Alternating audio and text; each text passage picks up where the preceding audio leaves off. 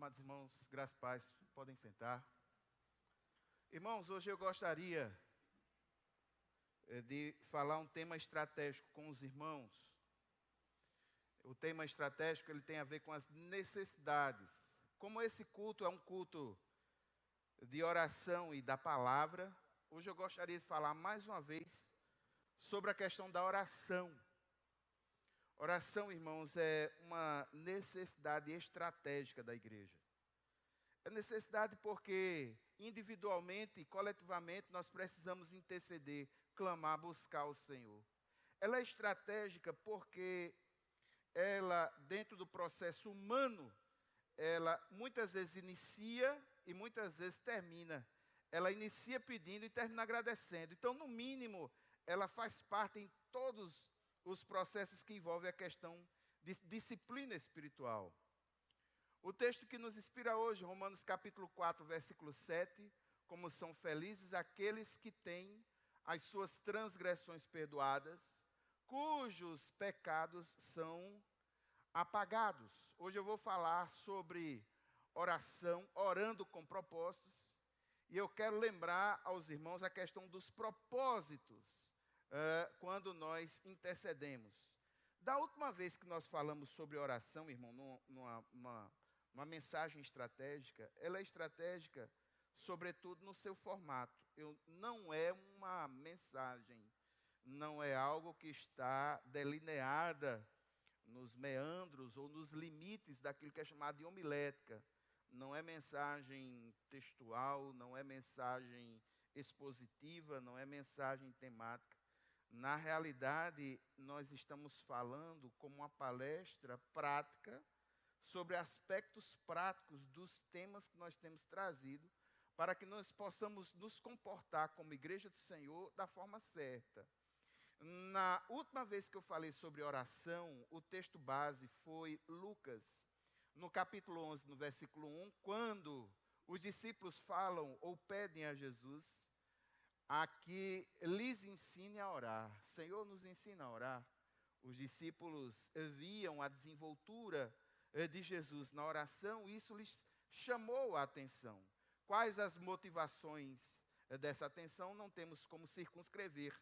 Mas o fato é que naquele dia que nós falamos sobre oração, nós falamos sobre a necessidade de atitude. É necessário que a pessoa que busca a Deus em oração, ela tenha uma atitude de adorador, ela busca esse Deus que pode ser achado. Intencionalidade, é necessário que haja a intenção verdadeira em buscarmos ao Senhor através da oração que é um meio de graça muito importante. Um lugar, nós falamos sobre a oração no seu sentido público, quando nos reunimos como assembleia para interceder, muito importante. Mas a Bíblia também fala dos momentos particulares, quando nós nos reunimos em casa. Aliás, quando estamos sozinhos em casa, pode ser até reunido também, se for uma oração familiar, mas a grande maioria de nós, geralmente fazemos as nossas devocionais sozinhos. Mateus 6 diz, quando você estiver sozinho, entra no teu aposento. Tudo que você estiver orando ali, o Senhor está prestando atenção a você, e é um dos grandes momentos de Mateus 6, quando fala sobre a oração, sobretudo a oração particular. Nós falamos sobre as motivações, que as motivações principais da oração não devem ser motivações egoístas, mas nós precisamos ter as nossas motivações centradas na vontade de Deus, na glória de Deus e no seu reino. Nós falamos também sobre alvos, sobre propósitos. E trouxemos aqui um esquema prático, uma espécie de gráfico, que ajuda no processo de devocional em casa sozinho. Para aqueles que têm Bíblia, as últimas páginas, elas geralmente são em branco. Então você pode utilizar aquelas páginas para colocar os motivos de oração diários. Na segunda-feira orando por uma causa, na terça por outra, na quarta por outra. Eu mostrei aqui de forma prática uma planilha nesse sentido. Hoje, irmãos, eu quero lembrar os irmãos, e falando em orar com propósitos, eu não estou falando da perspectiva de uma vida com propósitos do pastor Rico Oren. A ideia não é aquela. Quando eu falo orar com propósitos, eu estou falando no simples fato de que todas as vezes que nós vamos orar ao Senhor, principalmente quando estamos sozinhos, fazendo a nossa devocional, se nós não estivermos com uma estrutura mental organizada, nós corremos o risco de perder o foco na oração. Quantos de nós, muitas vezes, diante de muitas tribulações e problemas, entrou no quarto para orar, se ajoelha para orar, e quando se ajoelha, a alma carregada de problemas e de pecaminosidades, muitas vezes, quando a pessoa se ajoelha para orar, ela começa a pensar em um bocado de coisa que não tem nada a ver. Ela começa a pensar numa conta que vem para pagar, ela começa a pensar num problema que muitas vezes não aconteceu nem ainda, ela começa a pensar numa notícia que de uma hora para outra tomou conta da mente dela e ela fica com dificuldade para interceder, dificuldade para ter foco. Então, irmãos, a palavra de Deus, de ponta a ponta, é um livro em que nós temos vários exemplos de oração. E nos exemplos de oração, os estudiosos da vida devocional, que estudam as disciplinas espirituais, eles entenderam que, em linhas gerais, a grande maioria deles tem quem desenvolva isso com mais itens, mas eu acho que esses são os 5 principais. Em linhas gerais, quando nós vamos orar, vamos clamar, a nossa oração, ela passa por 5 pontos distintos, 5 pontos necessários. O primeiro é a questão do louvor e das ações de graças. Nós precisamos orar e adorar ao Senhor, não só pelo que Ele faz por nós, mas sobretudo pelo que Ele é. E nós precisamos ter a hombridade de agradecer ao Senhor por tudo aquilo que Ele também tem feito em nossas vidas. Então, para a oração de louvor e gratidão, é necessário que você tenha conhecimento dos atributos de Deus e como esses atributos se desenvolvem na sua vida. É necessário que você tenha o reconhecimento desse Deus que tem cuidado de você nas menores coisas, como foi falado pelo pastor Iranilson aqui hoje. Muitas vezes um atraso significa um grande livramento. Às vezes nós temos livramentos que testemunhamos, nós vemos, mas eu tenho certeza, irmãos, que também existem muitos livramentos pelos quais passamos, que a gente não teve nem ciência de que passou por um grande livramento. Então nós precisamos reconhecer, nós precisamos agradecer a Deus pelo que Ele é e pelo que Ele faz. Deve haver em nossa oração um momento em que a gente louve ao Senhor e agradeça a Deus. Também precisa ter em nossas orações um momento de confissão de pecados e de arrependimento. Nós estamos livres da condenação eterna do pecado, mas não estamos livres da influência do pecado. E muitas vezes, como uma seta maligna que corre para a nossa alma, esse pecado faz entristecer o Espírito Santo de Deus. E muitas vezes nós conseguimos perceber esse entristecer do Espírito. E muitas vezes até nós mesmos ficamos tristes por termos errado. Isso é um fato, isso acontece. Então é necessário que em um momento de nossas vidas, quando nós nos ajoelhemos para orar, nós confessemos a Deus os nossos pecados. Sobretudo, irmãos, aqueles pecados que muitas vezes nós temos dificuldades de nos livrar deles. Isso é uma coisa muito individual.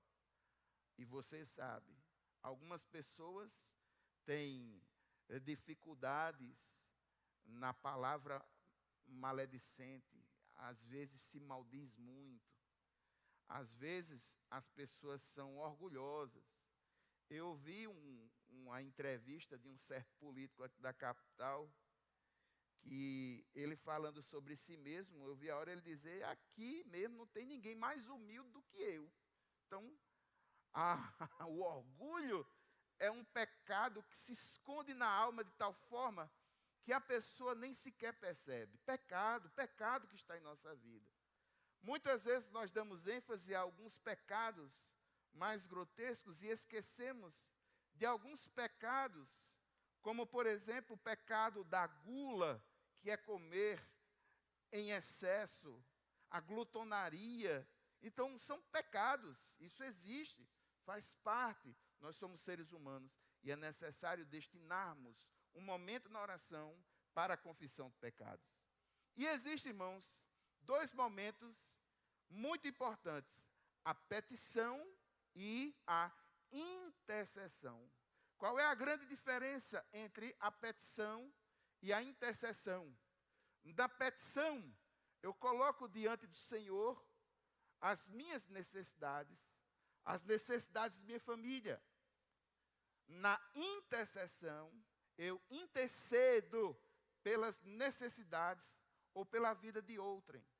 É necessário fazer essa distinção, e quando a gente tem isso claro no nosso coração, fica um pouco mais fácil de orar. E aqui um macete prático. Quando você se ajoelhar, que você tiver certa dificuldade em orar, porque não está tendo foco de mente, ao invés de você interceder por si mesmo, pelas suas coisas, comece a interceder por outras pessoas. Peça ao Espírito Santo do Senhor que lhe lembre motivos, causas, pelos quais você possa interceder. Aí você começa intercedendo por outras pessoas, e o Espírito Santo vai abrindo a sua mente, vai lhe ajudando, e você começa a interceder de acordo com a vontade do Pai. E por último, irmãos, a questão da meditação. Aí você olha para mim e diz, pastor, meditação. Sim, a palavra de Deus fala sobre meditação. Salmo 1 é um dos salmos que falam sobre isso. Bem-aventurado o varão que não anda segundo o conselho dos ímpios, não se detém no caminho dos pecadores, não se assenta na roda dos escarnecedores, antes tem o seu prazer na lei do Senhor, e na sua lei medita de dia e de noite.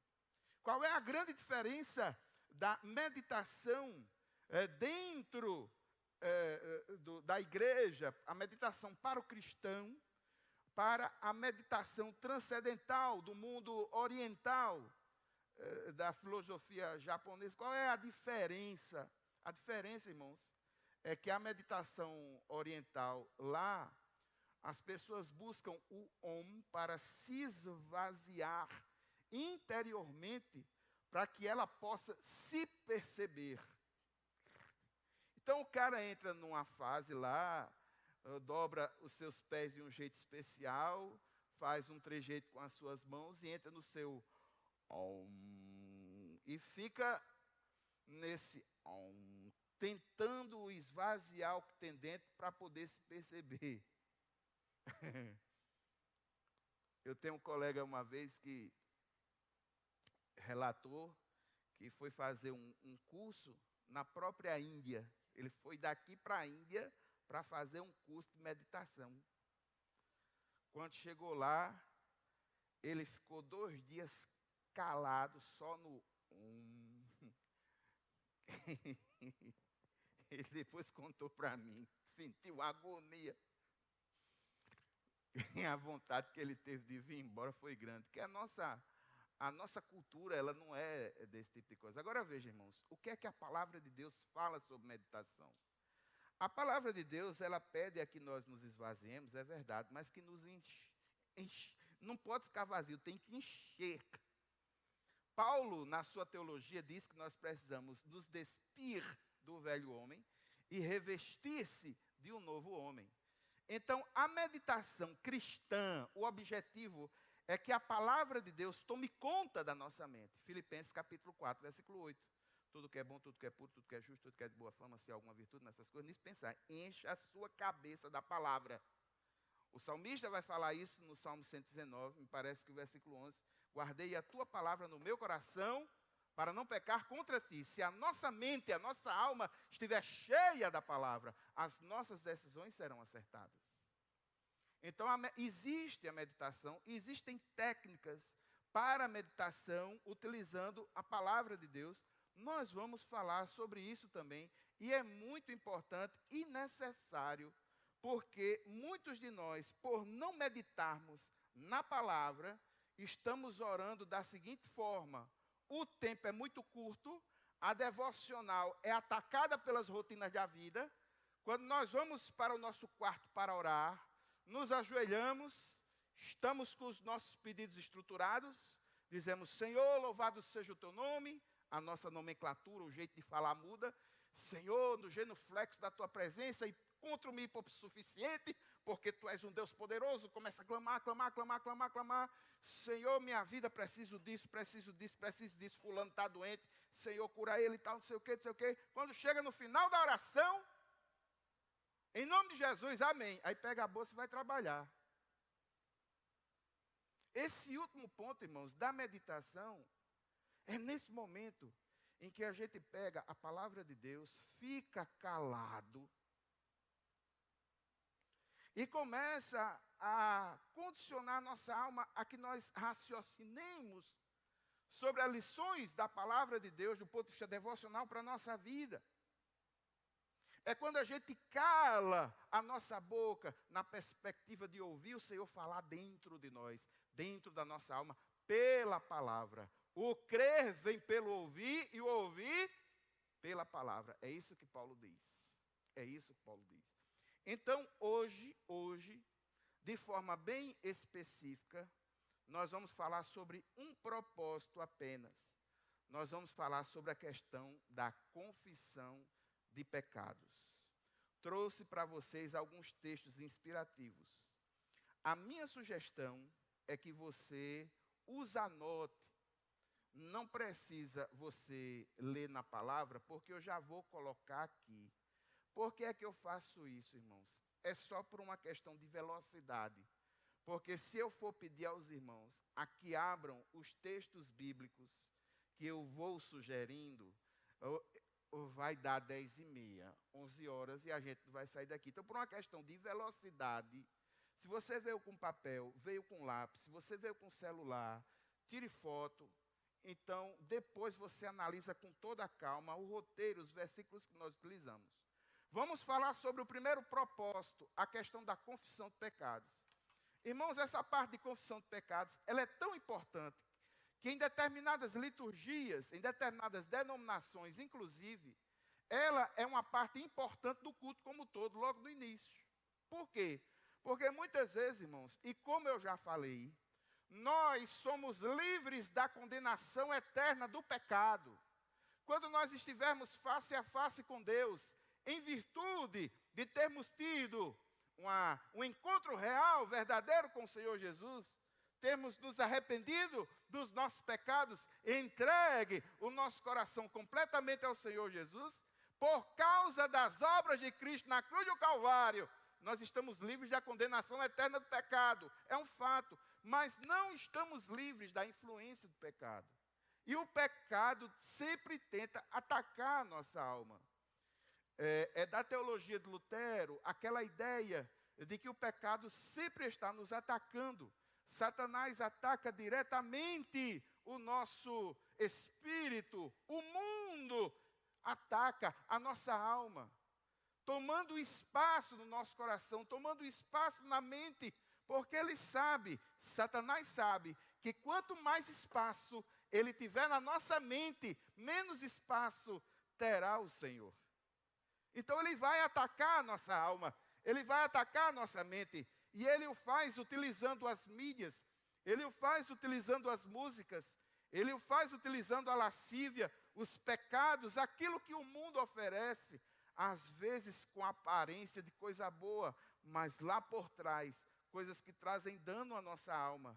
Tenha cuidado, irmãos, sobre algumas coisas que muitas vezes chegam à sua vida, que o Espírito Santo muitas vezes lhe avisa, porque é função do Espírito Santo convencer o homem do pecado, da justiça e do juízo, muitas vezes o Espírito Santo nos avisa, mas a nossa carnalidade, o nosso eu, aquela velha criatura que quer ressurgir novamente, chega e diz, isso é nada demais, todo mundo está fazendo isso. Tenha cuidado com nada demais. Tenha cuidado com nada demais. Muitas vezes esses nada demais vai se juntando, vai se juntando, vai se juntando. Quando daqui a pouco a pessoa está totalmente insensível às coisas de Deus, entristeceu o Espírito Santo do Senhor. Como crente em Cristo Jesus, vive uma vida medíocre, não consegue ser feliz como crente, não consegue ser feliz no mundo, porque não está mais no mundo, e fica vivendo uma vida ambígua, uma vida dupla. E aqui, meu irmão, eu gostaria que você pensasse comigo, sobretudo, nas malignidades do pecado. Veja o que é que diz o Salmo 66, o versículo 18. O texto diz assim: se eu acalentasse o pecado no coração, o Senhor não me ouviria. Veja que texto interessante. E aqui uma frase baseada nesse texto do salmista. O crente, ele não pode ter o pecado como estilo de vida. Preste atenção no que eu estou dizendo. Por quê? Porque muitas vezes, alguns de nós lutamos com alguma dificuldade, algum pecado que é mais perto da gente. Davi, no Salmo 51, sabia disso. Se você pegar o Salmo 51, que é um salmo de confissão do pecado de Davi, Davi vai dizer em uma parte do salmo o seguinte: o meu pecado está constantemente na minha frente. Davi tinha um ponto fraco. Muitos de nós sabemos qual é o ponto fraco de Davi. A relação com Batseba mostra muito desse ponto fraco. E as fragilidades dele, porquanto o pai de família, também foram muito grandes. Mas o fato é que Davi tem essa dificuldade. A mesma dificuldade de Sansão, me parece. Mas veja, nós sabemos individualmente quais são as nossas dificuldades. Existem algumas áreas de nossa vida que Satanás e você conhecem, que são mais susceptíveis. E eu já sei que você já percebeu que Satanás não vai atacar você aonde você é forte. Ele é inteligente, irmãos. Criatura celestial que enxerga a humanidade há muitos e muitos anos, e que ele enxerga por fora, e que observa você, sua vida, sua família, sua rotina. Ele sabe onde você é forte. Mas ele sabe, sobretudo, onde você é fraco. E ele joga as setas dele no sentido de lhe derrubar. Ele não está para brincadeira. Então, o crente, ele não pode ter o pecado como estilo de vida. Se você realmente teve um encontro real e verdadeiro com o Senhor Jesus, saiba que é pecado. E pecado é deixar de estar conforme a lei moral de Deus e a integridade do ser de Deus, e tenha consciência disso você. O salário do pecado é a morte. Isso é um princípio bíblico natural. Quanto mais você interage com o pecado, mais você morre. Não brincamos com o pecado. O pecado não é para ser lutado como quem luta esgrima contra ele. Nós lutamos contra o pecado, nos aproximando de Deus. O salário do pecado é a morte, Romanos capítulo 6, versículo 23. E todos nós pecamos, destituídos estamos da glória de Deus. O pecado é algo que faz parte. Todos nós fomos afetados. Para viver a questão do pecado, assim, para lutar contra o pecado, não ter o pecado como estilo de vida, é necessário ter atitude. Veja 2 Crônicas, capítulo 7, no versículo 14, outro texto importante. O texto diz o seguinte: se o meu povo, que se chama pelo meu nome, se humilhar e orar, buscar a minha face, se afastar dos seus maus caminhos, dos céus o ouvirei, perdoarei o seu pecado, curarei a sua terra. perceba que para se livrar do pecado é necessário ter atitude. Uma atitude de reconhecimento deste pecado, uma atitude de humilhar-se diante da presença do Senhor, uma atitude de buscar o Senhor em oração e uma atitude de se afastar para que você e eu não nos tornemos cínicos. Muitas vezes nós temos no nosso coração um Deus que é gracioso, um Deus maravilhoso, louvado seja o nome do Senhor. Não vivemos como no Antigo Testamento, ou no início, na igreja primitiva, em que Ananias e Safira mentiram ao Espírito Santo, foram fulminados na hora. Você já pensou se isso acontecesse hoje em dia? Você já pensou? Mas o fato é que, por não acontecer essas coisas, muitos de nós nos tornando cínicos em relação a pecados que muitas vezes nós mesmos cultivamos. Então, o pecado não pode ser um estilo de vida e é necessário ter atitude diante dele. E é necessário orar com confiança. Veja 1 João capítulo 1, versículo 9. O texto diz de forma clara: se confessarmos os nossos pecados, Ele é fiel e justo para fazer duas coisas: nos perdoar os pecados e nos purificar de toda injustiça. Entra aqui a questão do perdão e entra aqui a questão da purificação. A oração de confissão de pecados, ele tem a ver, no aspecto da salvação, o seu aspecto prático. Santificação é processo. E a oração é parte ativa do homem nesse processo. O Espírito Santo do Senhor é aquele Espírito que purifica o homem, mas o homem precisa reconhecer os pecados e abrir o seu coração a esse Jesus pelo Santo Espírito. E é um processo. É um processo. Quanto mais buscamos a Deus, quanto mais nós confessamos e reconhecemos os nossos pecados, mais esse pecado vai saindo de nós e nós começamos a nos libertar dele. E aqui, irmãos, eu posso falar com toda a autoridade, sobretudo as dificuldades de temperamento. Irmãos, eu vou tomar como base disso aqui minha vida. Eu não tenho outra vida. Eu tenho que tomar a minha. Não vou falar da vida de ninguém, vou falar da minha. Eu tenho um temperamento, uma orientação colérica de temperamento muito forte. Na teoria dos temperamentos, nós temos duas orientações. A orientação extrovertida e a introvertida. Na orientação extrovertida, o temperamento ele pode ser sanguíneo e colérico. Na orientação introvertida, ele assume a face de melancólico e fleumático. Na orientação extrovertida, o meu nível mais alto é o colérico. Na orientação introvertida, o meu nível mais alto é o fleumático. Eu sou colérico e crítico. Sádico assim. Eu ironizo com a facilidade absurda. O meu temperamento, irmãos, é o temperamento dos piores ditadores e dos piores assassinos. Irmãos, eu sou cristão de muito tempo, mas eu reconheço que muitos aspectos da minha vida eu não permiti que o Espírito Santo do Senhor pudesse tocar e pudesse moldar. E durante muito tempo da minha vida, o meu eu não permiti que o Espírito Santo de Deus pudesse visitar. Então, desde a infância, conheço a palavra de Deus, criado dentro da igreja, mas eu fui um igrejado durante muito tempo da minha vida. Andei de moto durante 12 anos.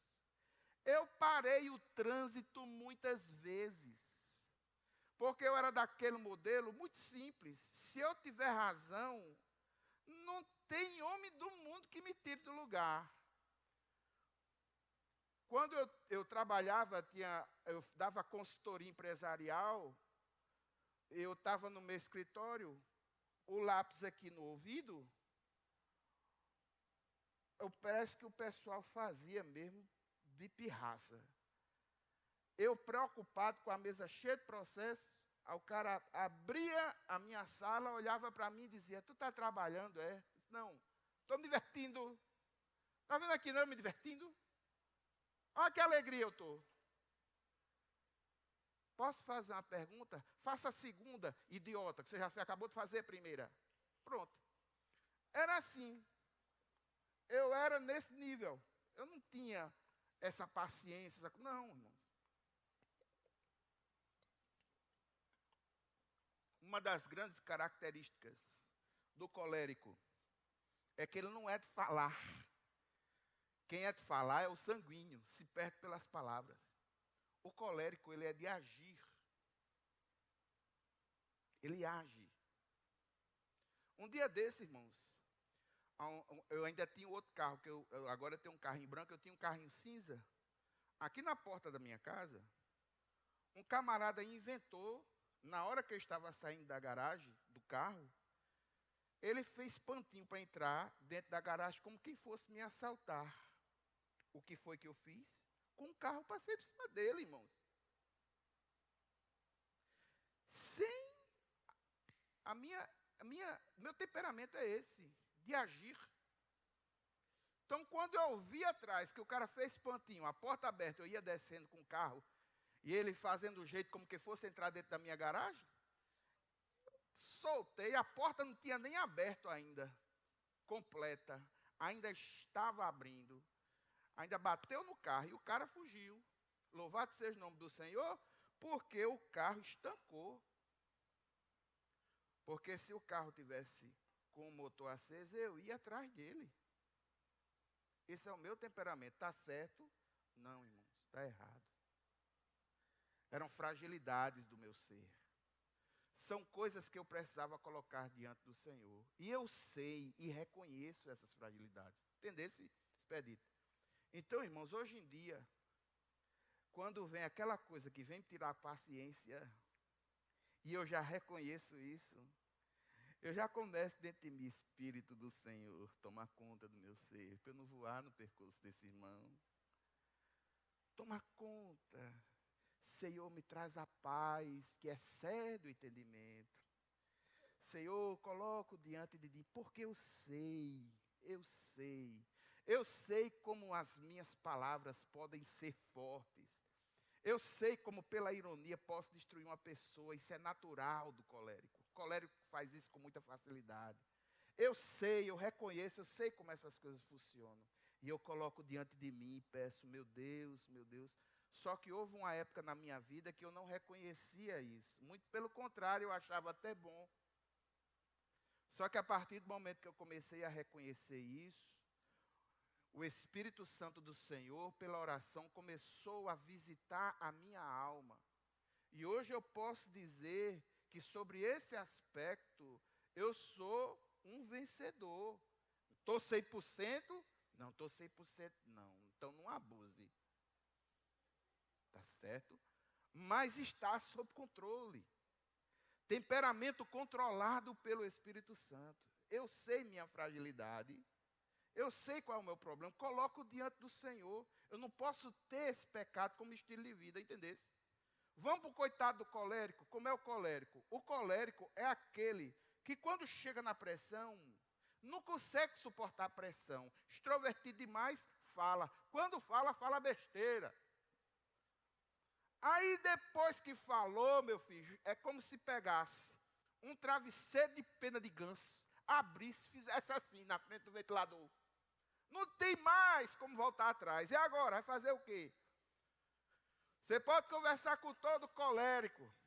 Troca os pés pelas mãos, diz o que não deveria dizer, depois se arrepende e fica, mas rapaz, eu não devia ter dito isso. Feri fulano, feri ciclano. E agora o que é que eu vou fazer? Como é que vai ser? É assim. Então, irmãos, nós precisamos entender nossas fragilidades. Colocar essas fragilidades diante do Senhor, entendendo que precisamos chegar a Ele com confiança. Quando eu oro a Deus, Senhor, chega aqui na minha vida, eu preciso de Ti. É necessário chegar com confiança, entregando a causa completamente a Ele. Outro inspirativo, Provérbios capítulo 28, versículo 13. Diante de Deus, não seja hipócrita. O texto diz assim: quem esconde os seus pecados não prospera, mas quem os confessa e os abandona, encontra misericórdia. Seja realista diante de Deus. Você não consegue enganar Deus. Você não consegue dizer para Deus, eu vou mudar, vou mudar, vou mudar, e na prática não existe nenhuma atitude de arrependimento. Você pensa que o Senhor se impressiona com as suas palavras? Não, irmãos. Nós precisamos ser realistas diante dele. Não podemos ser hipócritas. E aqui um clássico, quero apresentar para os irmãos, o Salmo 51, que é um salmo todo de confissão de pecados.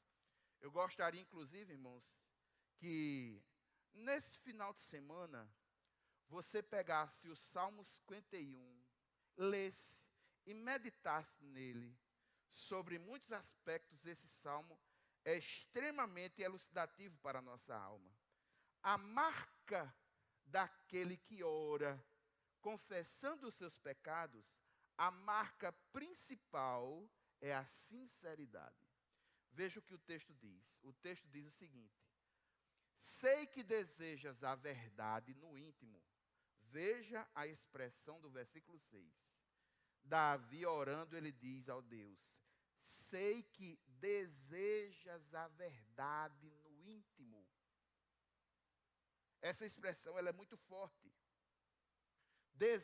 O Senhor deseja a verdade no íntimo. No coração me ensinas a sabedoria. Purifica-me com hisopo, lava-me e serei mais branco do que a neve. Versículo 6. Deseja a verdade no íntimo. A marca principal da oração de confissão é a sinceridade. E quando nós chegamos com sinceridade diante do Senhor, sabe o que é que acontece? Alívio. Versículo 8. Faz-me ouvir de novo júbilo e alegria, e os ossos que esmagaste exultarão. Ou seja, quando nós confessamos os nossos pecados ao Senhor, o Senhor nos alivia a alma. É possível que você tenha vivido uma experiência assim. Sabe como? Quantas e quantas vezes nós pecamos contra um irmão, e ao chegarmos para o irmão que pecamos contra ele, nós reconhecemos que erramos, chegamos diante dele, pedimos perdão, e ambos são beneficiados com esse perdão. Porque o irmão reconhece e lhe ajuda, e aceitando o perdão, o que é que acontece conosco? É um alívio que a nossa alma sente. Quantas e quantas vezes, ao pedir perdão a alguém, a gente sente a alma aliviada, respira fundo. Obrigado. Obrigado. Alívio de ter contado a Deus. Estabilidade espiritual. Versículo 9 e 10. Principalmente o versículo 10. Cria em mim um coração puro, ó Deus, e renova dentro de mim um espírito estável. Salmo 24, os versículos 3 e 5, é um salmo didático. Salmo didático por quê? Começa com a pergunta. Qual é a pergunta? Quem poderá subir o monte do Senhor? Quem poderá entrar no seu santo lugar? Ou seja, quem poderá gozar da intimidade de entrar na presença de Deus? Essa pessoa, ela precisa fazer duas coisas de acordo com o salmista.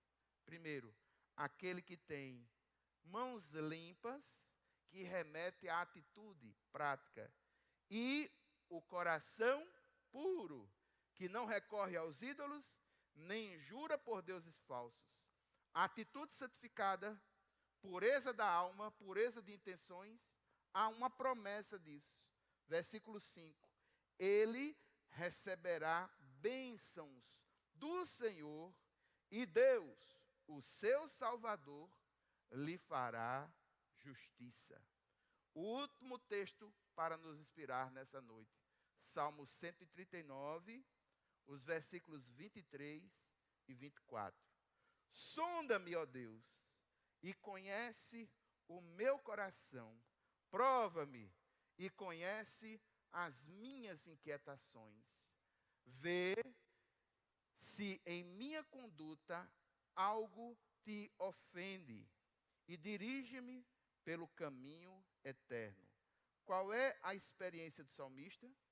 O salmista está passando a limpo a sua vida e ao fazer isso, ele o faz com um padrão. Qual é o padrão? A beleza da santidade e do caráter de Deus. E ele pede, sonda, Senhor, sonda, tu que conheces o meu coração, sonda, prova, mostra as minhas, prova-me, tu que conheces as minhas inquietações. E aqui, irmãos, eu gostaria de abrir, mais uma vez, para um testemunho pessoal. Houve uma época na minha vida que eu me achava o cara, o bambambam, professor de hermenêutica, professor de homilética. Na época, assessorava a Convenção Batista Paraibana no processo de planejamento estratégico, assessorava missionários americanos num processo do interior da Paraíba, Pernambuco e Rio Grande do Norte, chamado MPI Nordeste, movimento de plantação de igrejas. Treinei líderes nesses 3 estados, em várias cidades, numa metodologia chamada evangelismo pioneiro.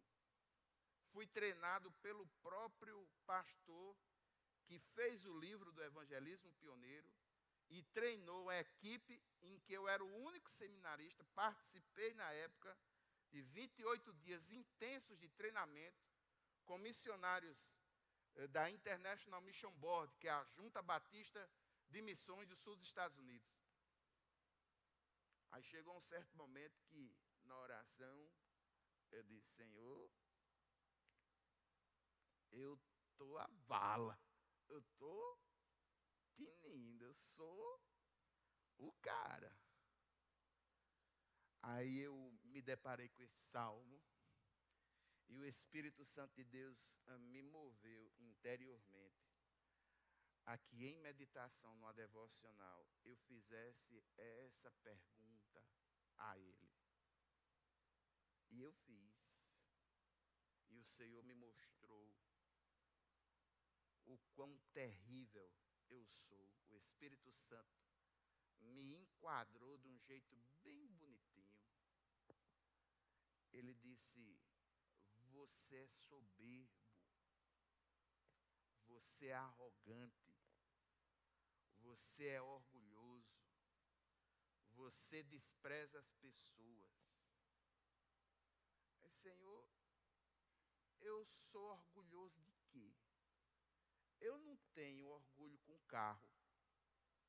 Muito pelo contrário, irmãos. Eu não tenho orgulho em bens materiais. Tendo a casinha, tendo ali as coisinhas organizadas, para mim já está bom demais. Não tenho orgulho com roupa. Os irmãos muitas vezes brincam comigo e sabem que eu só ando em traje de apagar fogo.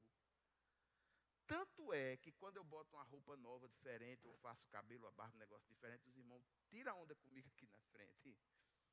Eu não tenho essas vaidades, eu não tenho essas coisas. O Espírito Santo, você é que pensa. Você é um vaidoso intelectual. Você valoriza as suas pós-graduações, você valoriza os seus títulos. Você valoriza as suas conquistas. Você valoriza a sua influência. Você valoriza. Aí começou a me enquadrar. Irmãos, houve um momento que eu pedi ao Espírito Santo de Deus, pare que eu não aguento mais. De fato, oro como Paulo. Eu sou a pior das criaturas. Não existe ninguém pior do que eu. E o meu coração foi tomado por um novo momento diante de Deus. Irmãos, todos nós sabemos. Isso é uma conversa muito íntima. Isso é uma coisa muito sua, como Espírito Santo do Senhor. Nós temos várias formas como nós podemos mexer pelo pecado no nosso relacionamento com Deus, entristecendo o Espírito Santo de Deus. Muitos de nós podemos pecar pelo pensamento. Diga aí qual foi o homem ou a mulher que nunca pecou pelo pensamento, mesmo como cristão. Duvido. Está na rua, olhou a mulher melancia na rua na primeira vez, é coincidência, virou o rosto, olhou pela segunda vez, é concupiscência, a cabeça já tramou alguma coisa, pecados por pensamento, pecados por atitudes. Sim, irmãos, atitudes. Quantas e quantas vezes as nossas atitudes são pecaminosas? Os irmãos já lavaram o prato com raiva? Já viu alguém lavando o prato com raiva? Tem um bocado de gente rindo. Eu sei que peguei no calo mesmo. Camarada lava os pratos com raiva, a bucha. Olha os dentes trincados.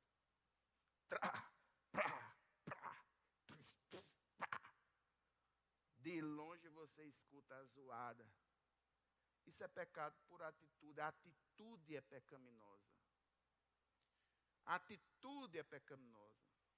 Às vezes o camarada tem uma raiva, não tem como descontar. Já aconteceu isso comigo, comigo. Eu estou dizendo, estou falando baseado, eu estou falando com autoridade. Uma raiva uma vez que eu tive, um negócio que não deu certo, tinha um troçozinho, negócio de farinha na minha frente, um plásticozinho velho abandonado, estava vorado, foi pedaço de plástico para todo lado. Ai, pronto. Pecados por palavra. A palavra de Deus, e aqui eu faço questão que você veja esse texto na sua Bíblia. Eu não estou querendo lhe alarmar, não. Eu quero lhe confrontar com a palavra, com a verdade. Isso é um tratamento noutético que você precisa ter. Abra a sua Bíblia aí, Mateus, no capítulo 12, no versículo 36. Quero lhe assustar não, viu? Mas preste atenção, Mateus capítulo 12, versículo 36.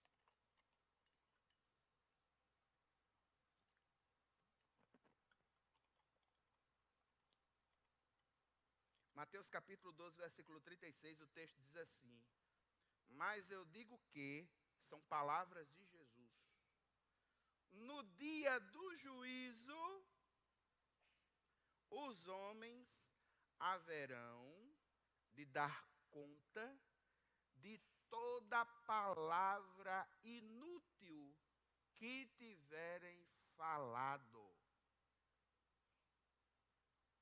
Viu aí o peso? Inclusive, irmão, as palavras de ironia.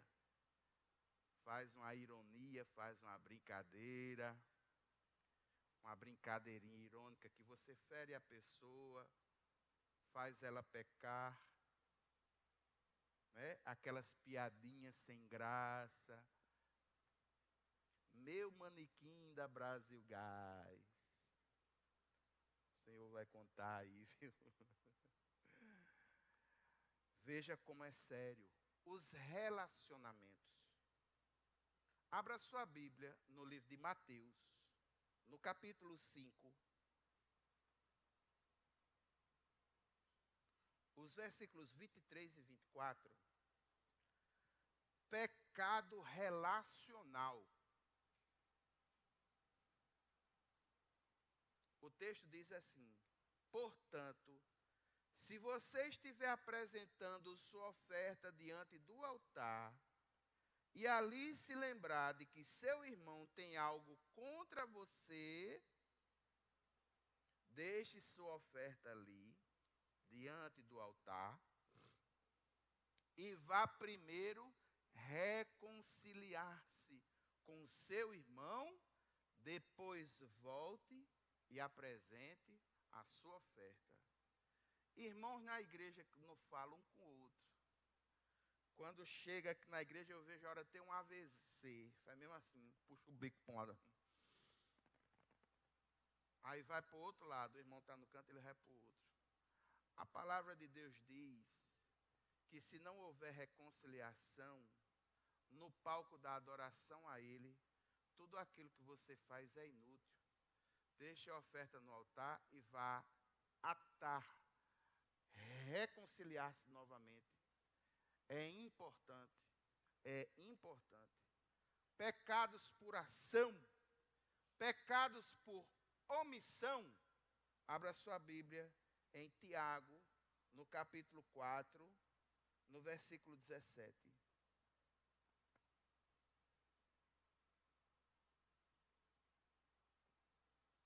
Deixo marcado. Tiago, no capítulo 4, no versículo 17. O texto diz assim: portanto, pensem nisto. Quem sabe que deve fazer o bem e não faz, comete pecado. Pecado por omissão.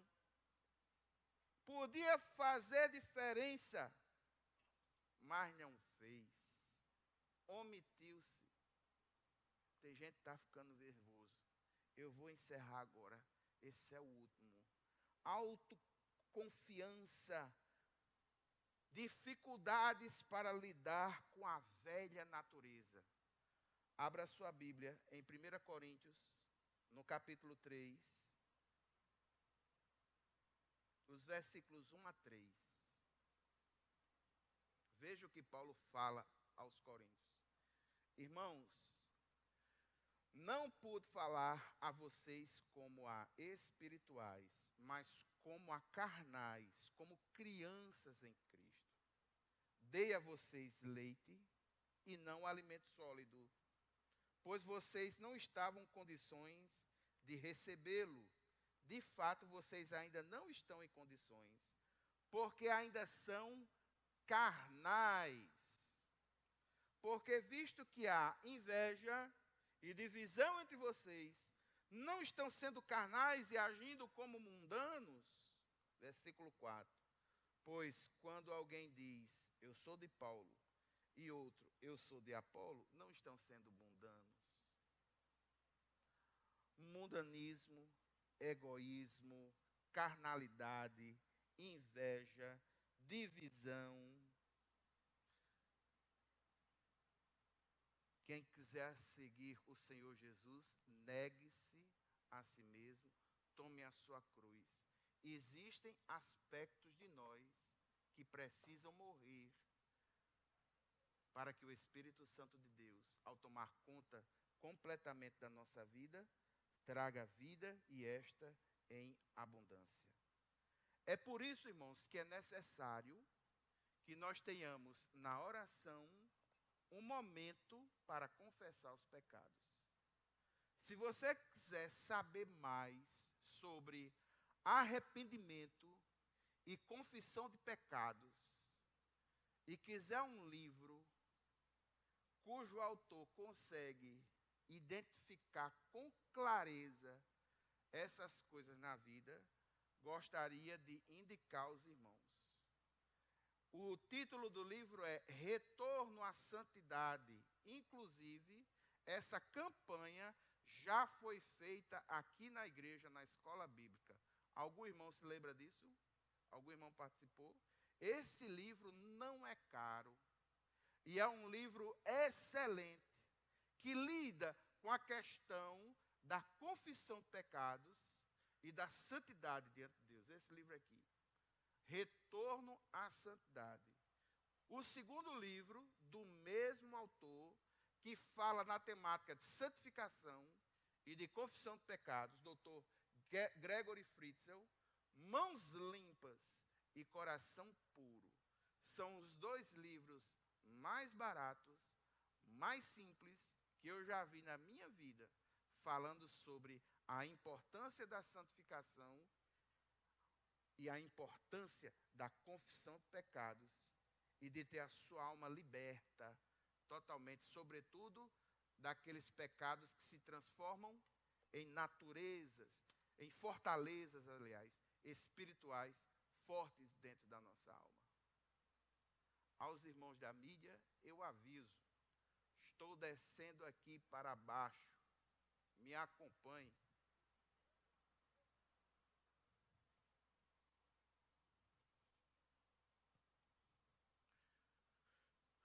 Pronto, irmãos. 1, 2, 3, 4, 5, 6, 7. 7 linhas, 7 motivos, 7 pontos. Eu gostaria de interceder com os irmãos agora. Não vale a pena apenas falar sobre oração. É necessário que nós oremos e apliquemos aquilo que nós aprendemos. E eu gostaria que você pensasse como o salmista pensou. Senhor, sonda e vê se há em mim algum caminho mau. Eu gostaria que com sinceridade de coração, porque a oração de confissão de pecados, ela precisa ser sincera. A pessoa precisa ser sincera com Deus e precisa ser sincero consigo mesmo, para admitir que tem aquilo. Enquanto ela não entender e não admitir que vive aquilo, ela vai ser cínica e vai viver como se aquilo não existisse. E o Espírito Santo de Deus não poderá ajudá-la, porque ele não apenas, Jesus perdoa, mas ele ajuda, purificando, ajudando, o Espírito Santo conscientizando.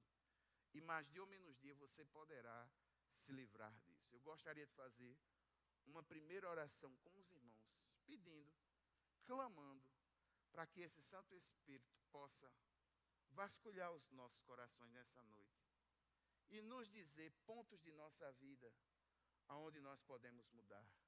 É possível que alguém aqui tenha dificuldade com pornografia na internet. 75% dos sites que são visualizados na internet são sites de conteúdo pornográfico. E é um mal que tem crescido, sobretudo dentro do meio evangélico. Pessoas que são viciadas em pornografia de internet. Pecados de pensamento.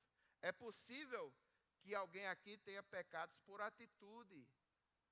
Não consegue ter uma atitude, uma disposição positiva diante de Deus. É sempre maledicente. É sempre para baixo. Só consegue enxergar a vida pelo seu aspecto mais negativo. A esperança já foi minada. Todas as vezes que acontece uma coisa errada, ela diz, só aconteceu assim porque foi comigo. É possível que exista alguém aqui que tenha pecados por palavra.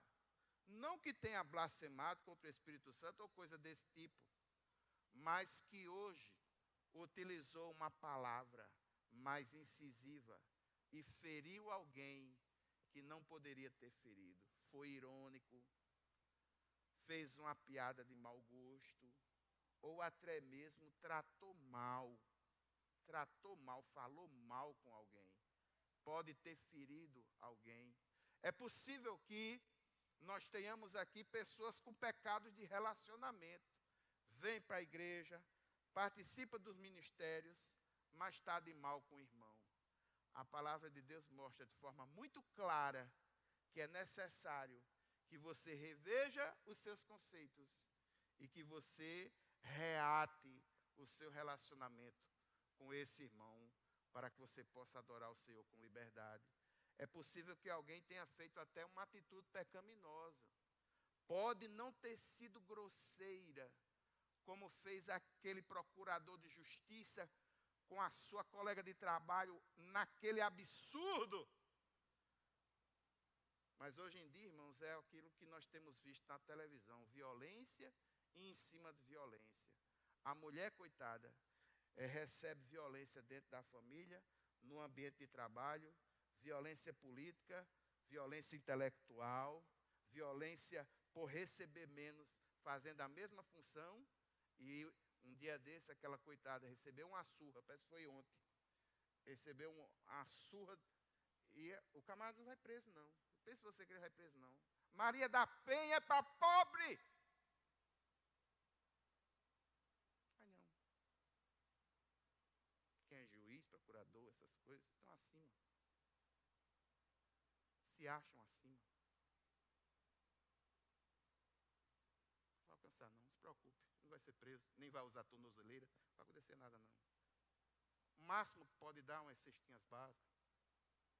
Não bote sua esperança na justiça humana, não. A justiça que dá certo é a divina. E mais dia ou menos dia, o Senhor vai passar a limpo.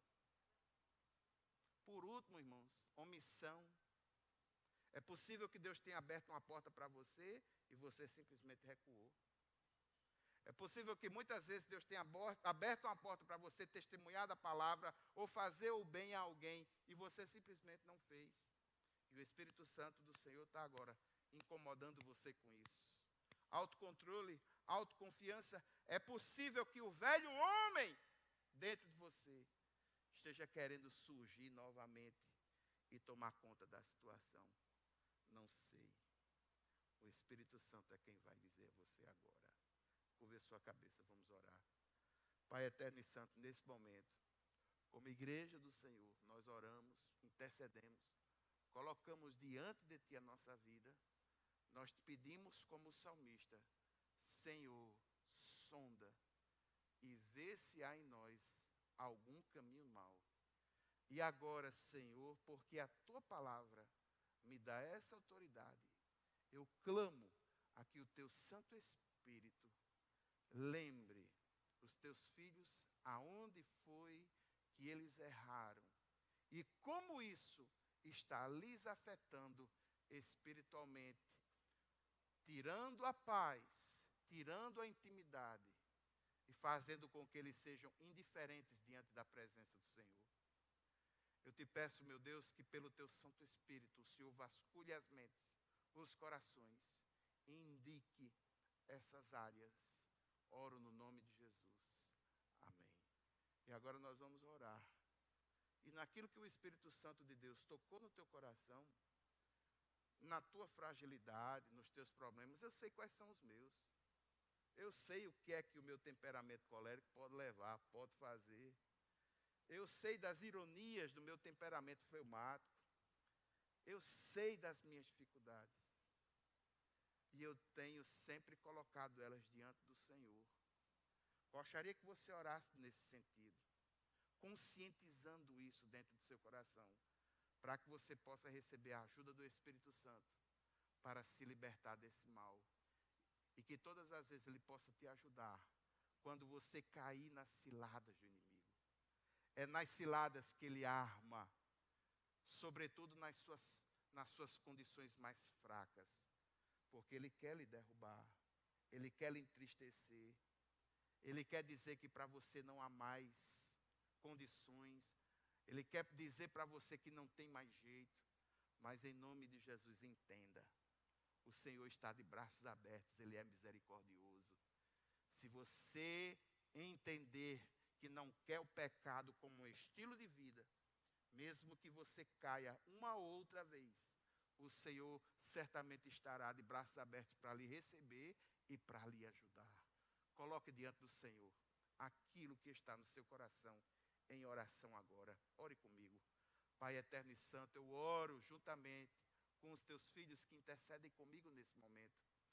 Eu quero te pedir, Deus, que o Senhor os ajude, perdoando os pecados que eles confessam agora, as dificuldades que eles confessam agora, os pontos fracos, vulneráveis, que só Ele sabe, o Senhor também sabe.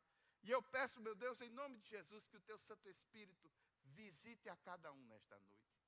E eu te peço, Deus, no nome de Jesus, que eles possam entender que o Senhor os perdoa. E eles possam, na autoridade do Santo Espírito do Senhor, expulsar todo o pensamento contrário e todo sentimento de culpa de suas mentes. Meu Deus, meu Pai, colocamos a nossa vida nas Tuas mãos, oramos e descansamos no nome de Jesus. A igreja diz, amém. Fique em pé, irmãos, vamos encerrar esse culto. Respire fundo. Isso. Pai eterno, muito obrigado, Senhor, por esse momento, onde nós fizemos uma oração de confissão de pecados, porque reconhecemos que somos pecadores. Nós estamos livres da condenação eterna do pecado, mas não estamos livres da influência do pecado. E neste sentido, meu Deus, eu clamo por um avivamento para os teus filhos aqui na igreja.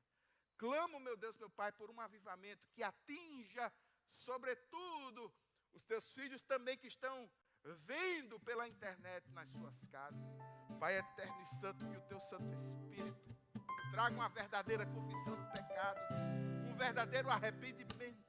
Arrependimento é uma das portas iniciais de um grande avivamento. Eu clamo por